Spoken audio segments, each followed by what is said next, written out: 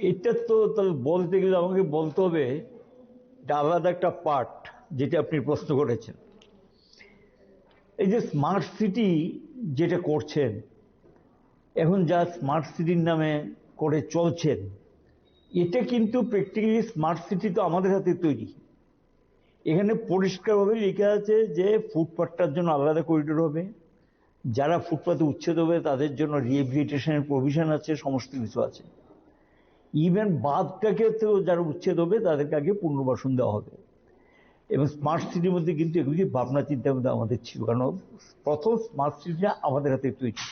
আজকে স্মার্ট সিটির নামে আগরতলা শহরে যেই কাণ্ড কারখানা করছেন পুরো ডিপার্টমেন্ট আর সঙ্গে পুরো নিগম মিলে, মানে সরকার সোজা কথা, এবং এখানে গিয়ে গোটা শহরটার মধ্যে রাস্তাঘাট সমস্ত ভেঙে চুরে তছনছ করে দিয়েছে। মানুষ এখন হাঁটা দুঃসাধ্য ব্যাপার, চলাফেরা দুঃসাধ্য ব্যাপার, গাড়ির জাম তৈরি করেছেন, এবং অপরিকল্পিতভাবে কাজে হাত দিলে যা হওয়ার তাই হয়। আমরা কিন্তু রাস্তা বড় করেছি, আগরতলা শহরের প্রতিটা রাস্তা আমাদের সময় বড় হয়েছে বামফ্রন্ট সরকার, আমি আপনার মানে বামফ্রন্টের কথাই বলছি। কিন্তু এরকম অবস্থা তো হয়নি, কভার ড্রেন করেছি, এরকম অবস্থা তো হয়নি। এখন যেটা করছেন সমগ্র মানুষের মধ্যে এই প্রশ্ন উঠে গেছে, এটা কি হচ্ছে? এই যে জব টব সবটা মিলে তারা যা বলেছেন কথার সঙ্গে তার সাযুজ্য নেই। এবং এখন গিয়ে দেখা যায় কয়েকদিন পরে পরেই তারা হকার উচ্ছেদ, কয়েকদিন পরে পরেই হকার উচ্ছেদের জন্য 2016 সালে একটা আইন সেন্ট্রাল গভর্নমেন্ট পাস করেছেন, ত্রিপুরাতেও এটা লাগু হয়েছে। সে আইনে পরিষ্কারভাবে লেখা আছে হকারের জন্য একটা আলাদা জোন তৈরি হবে। সেই জোনটা আইডেন্টিফাই করবে কে? পুর নিগমের প্রতিনিধি, সরকারের প্রতিনিধি, হকারের প্রতিনিধি, নাগরিক প্রতিনিধি নিয়ে কমিটি হবে।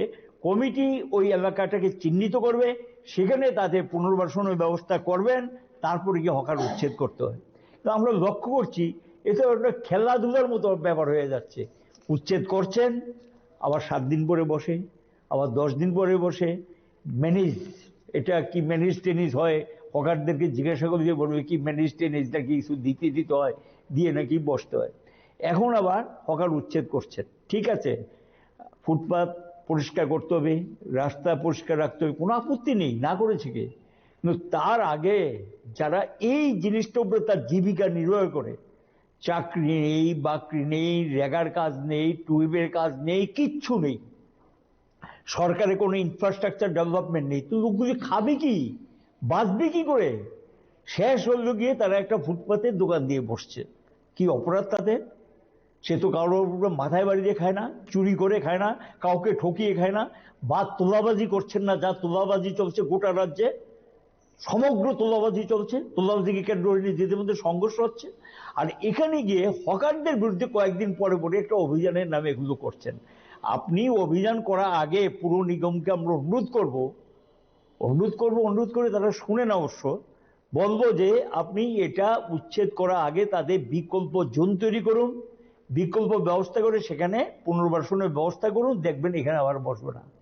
আদারওয়াইজ আপনি তুলে লোক দেখালেন এখান থেকে আমি রাস্তাটা পরিষ্কার করে দিয়েছি, এতজন হকারকে উচ্ছেদ করেছি, একটা দেবেন, সংবাদ মাধ্যমে এটা প্রকাশিত হবে, আবার দেখবেন সেই রাস্তাগুলি কিন্তু আবার অকুপাই হবে, স্বাভাবিক। এবং এই যে বিষয়টা সম্পর্কে একটা পরিকল্পিত উদ্যোগ ছাড়া, একটা প্ল্যান ছাড়া হঠাৎ যা মনে আসছে তাই করছেন, এই চলছে। এটাকে অনেকটা তগলুগিপনা মতো আমি বলবো, এটা তগলুগিপনা চলছে। আমরা তো করেছি, এই যে বরাজগঞ্জ বাজার মার্কেট, শামলি বাজার মার্কেট, দুর্গাচৌনি মার্কেট, চন্দ্রপুর মার্কেট, তারপর মঠচৌনি মার্কেট, বরদলি মার্কেট, যারা উচ্ছেদ হয়েছে সমস্ত হকারদেরকে পুনর্বাসন দিয়েছে। সিটি সেন্টার, এই প্যারাডাইজ চৌমুহনীতে 58টা দোকান ছিল, সব কটাকে এখানে পুনর্বাসন দেওয়া হয়েছে সিটি সেন্টারের সামনে যা ছিল। এখন সিটি সেন্টারটাকে পর্যন্ত শেষ করে দিয়েছেন, সামনাটারে যা খুশি তা স্টল ভাড়া দিয়ে দিয়েছেন। আর এর সামনে গিয়ে দেখবেন আবার বসে গেছে অনেকে। কি শহরের যে গরিমা, শহরের যে যাই কিছু ছিল, এগুলি কি আছে এখন? শহরটা একটা কি অবস্থায় তৈরি হয়েছে, প্রতিদিন সংবাদ মাধ্যমে এগুলি প্রকাশিত হচ্ছে। আমরা বলবো হকারদের বিকল্প ব্যবস্থা করে তারপর সেই আপনাকে ব্যবস্থা নেওয়া উচিত, সরকারকে ব্যবস্থা নিতে। কোনো প্রকার বিকল্প ব্যবস্থা না করে গরিবদের বিরুদ্ধে এভাবে যুদ্ধ ঘোষণা, আর কি কোনো কাজ নেই তাদের? আর কোনো কাজ নেই, শুধু তাদের বিরুদ্ধে যুদ্ধ ঘোষণা। তাহলে তাদের বিরুদ্ধে তাদের ব্যবস্থা করে আপনি রাস্তা পরিষ্কার করুন এবং যানজট মুক্ত করুন, তার সঙ্গে গিয়ে বলবো ফুটপাথগুলো পরিষ্কার করে নেওয়াতে কোনো আপত্তি নেই, কিন্তু বিকল্প ব্যবস্থা না করে এইভাবে উচ্ছেদের তীব্র বিরোধিতা করছে। উচ্ছেদের সময় মেয়র সাহেবকে প্রশ্ন করা রবীন্দ্র ভবনের মতো কোনো দ্বিতীয় বিকল্প ব্যবস্থা করা হবে কিনা সেই প্রশ্নটা করা হলে নাথিং, নো। এটা যেটা করেছেন আমাকে তাহলে বলতে হবে, মুখ খুলতে হবে। হ্যাঁ, চিলড্রেন্স পার্ক না, এমন ভাবে তাদের বসানো হবে কিনা বা বিকল্প ব্যবস্থা হবে। এখানে যারা বসেছেন উচ্ছেদকৃত হকার কিনা আমার যথেষ্ট সন্দেহ আছে। এক, আপনাদের মনে থাকতে পারে চিলড্রেন্স পার্ক থেকে এটা যেহেতু উঠেছে, আমি ক্লিয়ার করছি, একটা একটা করে ক্লিয়ার করে দিচ্ছি। এই চিলড্রেন্স পার্কটাকে লক্ষ্য করবে, এখানে একটা করেছি আমরা বামফ্রন্ট সরকারের সময়, এখানে সুন্দর করে এই চিলড্রেন্স পার্কটাকে মুক্ত করে পশ্চিম দিকে যারা ছিল তাদেরকে চিলড্রেন্স পার্ক বিপণী বিতান তৈরি করে উপরের তলা দেওয়া হয়েছে সব কজনকে, কেউ বাদ জানে, সবাইকে দেওয়া হয়েছে। কেন? চিলড্রেন্স পার্কটা যাতে এখানকার মানুষ, শহরের লোক ব্যবহার করতে পারে। কি করলেন? চিলড্রেন্স পার্কের জায়গা দখল করে এখানে গিয়ে কিনি এই সমস্ত করে টোরে, আর এখন চিলড্রেন্স পার্কটা কি ব্যবহার করা যায়? তারা কি করেছেন? এই যে স্বামী বিবেকানন্দ ময়দান, এটি ময়দান, এটা যখন কয়েকদিন পরে কি এক্সপো এই সেই করে টোটাল মাঠটাকে ধ্বংসের কিনারে নিয়ে গেছেন, চিলড্রেন্স পার্কটাকেও ধ্বংসের কিনারে নিয়ে গেছেন। এটা কি প্ল্যানিং বলে? এটা কি পরিকল্পনা বলে? আমরা তো করেছি, আমরা মার্কেটগুলো ডেভেলপ করে সেখানে গিয়ে যারা এখান থেকে সরেছেন তাদের ব্যবস্থা করেছি, আবার নতুন লোকদেরকেও সেখানে আমরা জায়গা করে দিয়েছি। এইটুকু গিয়ে প্ল্যানিং।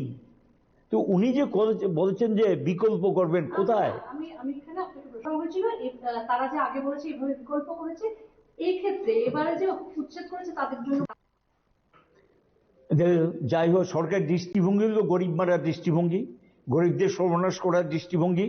সরকারি জায়গা দখল করে অনেক কিছু হচ্ছে, সরকারও পরিকল্পনাহীন অনেক কিছু করছেন। এখন সাধারণ গরিবদের এই যদি শহরের একমাত্র কি সমস্যার জন্য দায়ী? এই সাধারণ গরিবরা যারা এটাই কি সমস্যার জন্য দায়ী? এই গভর্নমেন্ট হলো কর্পোরেটমুখী গভর্নমেন্ট, বড় লোকের সরকার, যারা দেশটাকে লুট করছেন, দেশের সমস্ত কিছু লুট করে খেয়ে ফেলছেন, তাদের বিরুদ্ধে কোনো বক্তব্য নেই। সমস্ত সম্পদ লুটে পুটে খেয়ে যাচ্ছেন, তাদের বিরুদ্ধে কোনো ব্যবস্থা নেই। ওই গরিব হকারটা যেটা করে তার ছেলে মেয়ের মুখে একটু খাওয়া জোগায়, তার ছেলে মেয়ের পড়াশোনার ব্যবস্থা করে, একটু চিকিৎসার জন্য ওষুধপত্র কিনে, এদের বিরুদ্ধে যুদ্ধ। এটা হলো সরকারের দৃষ্টিভঙ্গিগত ব্যাপার।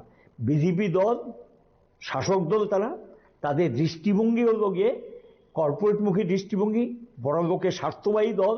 তারা গরিবের দুঃখ বুঝে না, গরিবের বেদনা বুঝে না, এবং গরিবদের দুঃখ তাদের কাছে বোধহয় আরামদায়ক এবং তাদের কাছে বোধহয় সুখের বিষয়, এবং এই হলো তাদের দৃষ্টিভঙ্গি। এই কারণেই সরকারের দায়িত্ব নেই বলে অস্বীকার করতে পারে। কোনো দায়িত্বশীল সরকার এভাবে বলতে পারে যে আমরা তাকে উচ্ছেদ করব, কি হবে না হবে সরকারের কোনো দায়িত্ব থাকবে না, এভাবে বলতে পারে? তারা তো বেআইনি ভাবে বসেছে, প্রতিনিয়তই তাদেরকে সরানো হচ্ছে, আবার বসে যাচ্ছে। ওই আমি তো আগেই বলেছি, বিকল্প ব্যবস্থা করে বসালে নিশ্চয়ই সেখানে বসবে না। আপনি বিকল্প ব্যবস্থা করুন, করে বসিয়ে দিন, তাহলে তার এখানে বসবে না। তো বিকল্প ব্যবস্থা না করলে তো আপনি বসার জন্য রাস্তাটা পরিষ্কার করবেন, এখন লোক দেখানো করবে, আবার দেখবেন যে একই অবস্থা। এর আগেও কিন্তু বেশ কয়েকবার হয়েছে, বেশ কয়েকবার করেছে, আবার এটা হয়েছে। এটা হওয়ার জন্য দায়ী তারা। অল্টারনেটিভ ব্যবস্থা করে যদি এটা করে, তাহলে এই সমস্যা থাকার কথা না। কারণ আমরা তো করেছি। এই মনে আছে কি, আমি খুব পুরনো কথা, আমি জানি না এটা মনে আছে কিনা, এই কামান চৌমনি থেকে পোস্ট অফিস চৌমনি সিরিয়াস অবস্থা ছিল, আমরা তাদেরকে নিয়ে রিহেবিলিটেট করেছি। সেখানে এই যে সূর্যগড় সিনেমা হলটা ছিল, যেটাকে সূর্য চৌমনি বলে, তার থেকে একটু গিয়ে সামনের দিকে একটা এটা ভরাট করে সেখানে সবাইকে আমরা পুনর্বাসন দিয়েছি। তো তখন তো তারা এখানে এসে বসে। আবার হ্যাঁ হকার্সনের দোতলায় যাওয়া হয়েছিল নাকি? না না, এখনো আছে তাদের দোকান, এখনো এখন যারা বসছেন, এখন যারা বসায় ওই রাস্তাতে, তারা কারা? মেইন যে দোকানি তিনি কাউকে যদি সেখানে বসিয়ে দেন সেটা আলাদা বিষয়, কিন্তু কোন হকার রিহেবিলিটেট আমরা নিয়ে পুনর্বাসন দিনই এই দৃষ্টান্ত দেখাতে পারবে না। এমনকি সর্বশেষ আমি একটা দৃষ্টান্ত দেখিয়ে দিচ্ছি।